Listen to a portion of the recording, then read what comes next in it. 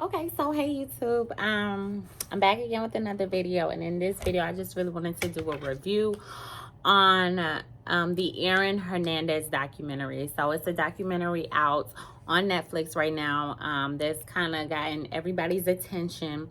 It was about a football player named Aaron Hernandez who played for the Patriots around the year like 2013, 2014, around that time. But it basically is a documentary on his case. So he had a couple of murder charges. So he was on trial for that. So I have quite a few things that I want to talk about with this documentary. And I kind of have some notes because to me, this was, I don't know. In my opinion, I'll just get to the point. I feel like it was a bit of a reach to say that this man was to condone a serial killer, and say that it's due to CTE, which is a disorder that many NFL players suffer from as a result to like getting concussions and things like that. So I don't know.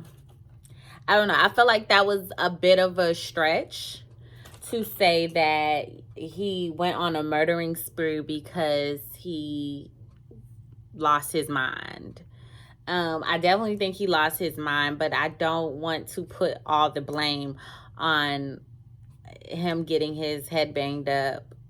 I mean, I don't know. With all the all the players that suffer from this disorder, I mean, are we just gonna start okaying everybody to go out and kill people and say it's because they got concussions? Like, come on. So I think that was pretty much a reach. But I want to talk about the sisters. So what happened was he was on trial for two different murders. One murder was by a guy named Odom. What was his name? Something Odom. A black dude who Aaron's fiance sister was dating him. So they were basically friends off the strength of Aaron Hernandez's fiance's sister. So him and this guy, they were hanging out all the time, obviously, because they were both dating the sisters. So, with the sisters. And they tried to say in the trial that Aaron Hernandez basically killed him due to the fact that maybe he found out that he was homosexual, because the whole time Aaron Hernandez has been a closeted gay male. And honestly, I think that is the main reason why he went on a killing spree. Honestly, I don't think it was the CTE. I think it was the fact that he was embarrassed. And I think people knew. I mean, it seemed like the whole documentary, when they talking about all his legal troubles and him rebelling and smoking weed and things like that, it just seemed like he was trying to be a wankster. Like, he was on some wankster shit, and he was basically, just trying to go against the grain, trying to wear a beard, so people didn't figure out that he was gay. And I think the people who really got to hang with him and know a side of him that many people didn't know, they were able to kind of see through it and say, like, dude, you're gay. And he probably attacked them. Like, you better not ever say that. He grew up in a really narrow-minded home. His mother didn't seem very supportive of him, and apparently his father was like a real big homophobe. So I think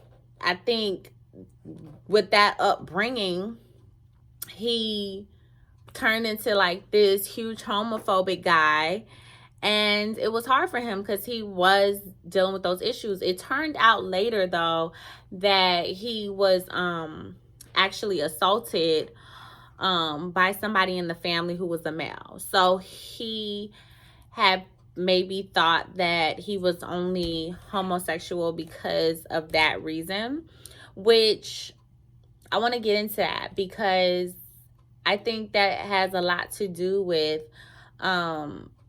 people being attracted to the same sex. I mean, I don't understand actually, because I am not a homosexual person. However, I can understand how you maybe are born into it and you just like what you like. But I do also believe that there are cases where people have been assaulted and they've been forced to participate in an activity that they normally wouldn't act on, and maybe it definitely makes them question what they really like, because it's kind of like almost like you may not like peas, and then one day you decide to try peas and you find out, hey, peas aren't that bad. Actually, if you add salt to it, it actually tastes pretty good, right? So I'm thinking like it's kind of maybe the same type of idea when it comes to messing around with a homosexual person. Like I would think like if I was to try it and maybe if I would like it, why would I be so opposed to doing it again type thing? You get what I'm saying? So I definitely could understand how he may have felt that his assault kind of pushed him into that. But so they talked about that, that's my opinion on that. I mean, I definitely think that was probably a huge contributor to him being confused around his sexuality. And to me, I will say this. There is no way that a closeted gay male could be around me. There's no way. I don't know if it's because I live in Atlanta and I am just on my P's and Q's when it comes to using my gaydar.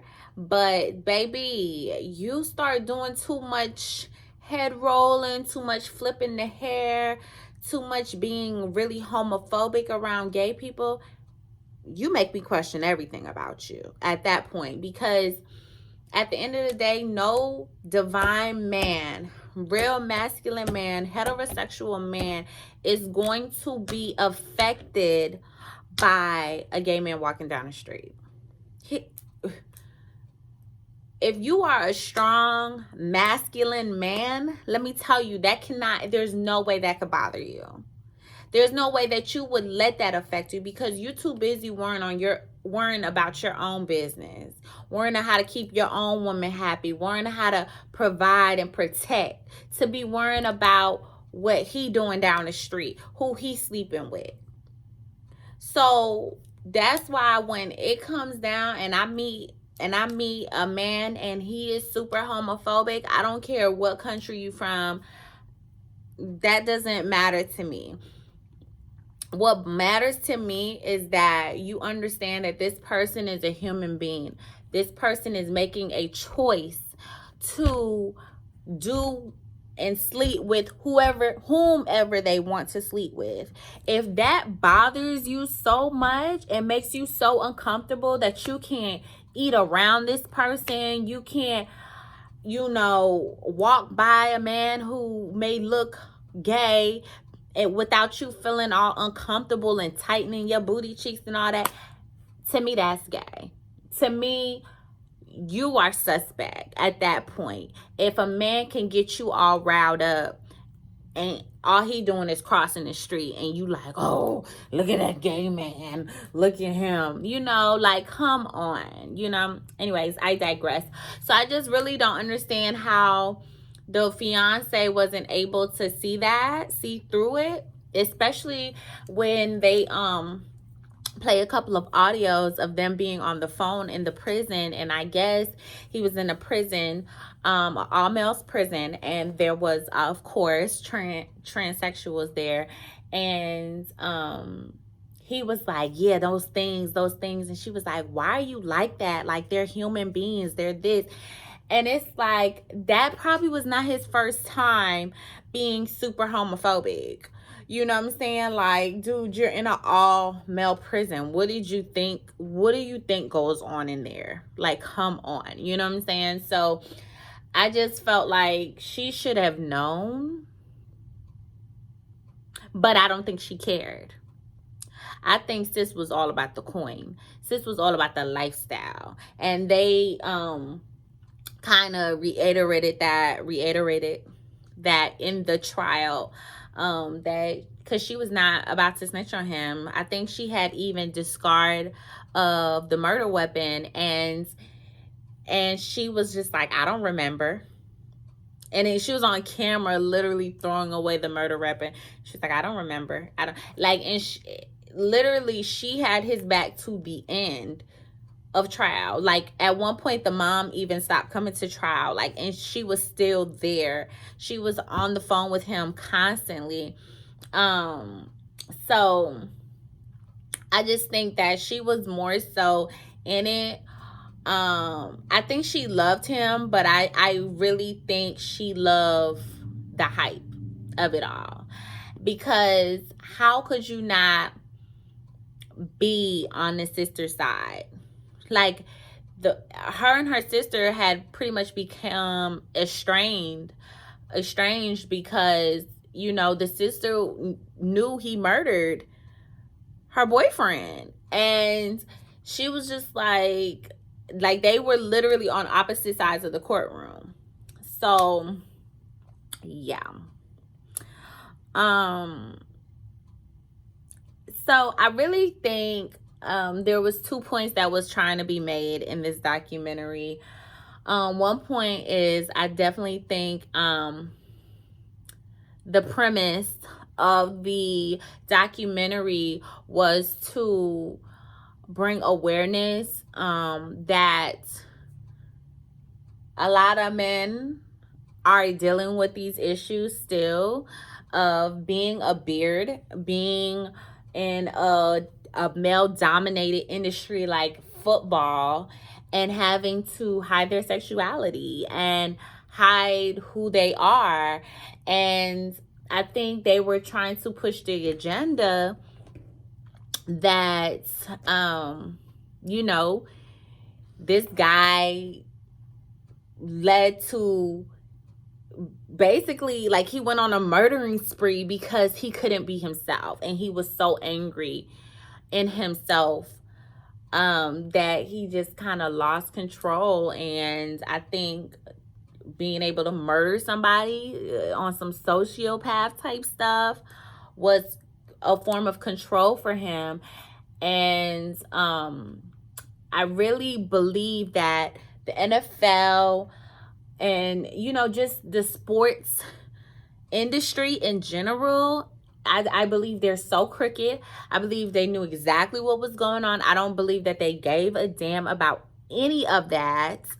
I truly think that they have power. Like, clearly they have a level of power. You know, billionaires own these teams. So, you know, it's a lot of power within the NFL and just like the sports industry alone.